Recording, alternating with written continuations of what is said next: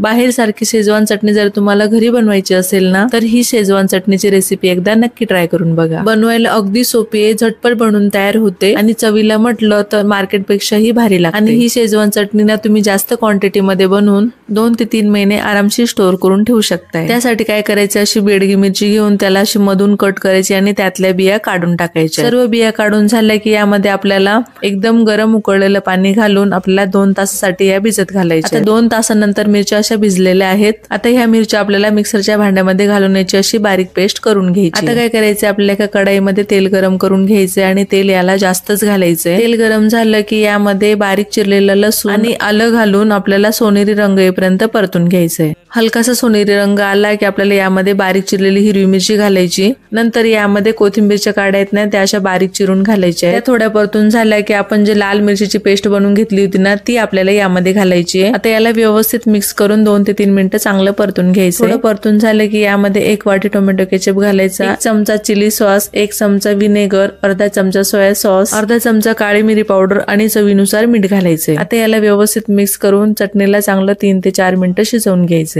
झाली की नाही आपली मस्त इथे शेजवान चटणी बनवून तयार। संपूर्ण डिटेल मध्ये जर तुम्हाला व्हिडिओ बघायचा असेल ना, खाली दिलेल्या लिंक वर तुम्ही क्लिक करून बघू शकता। व्हिडिओ आवडला असेल तर एक लाईक नक्की करा।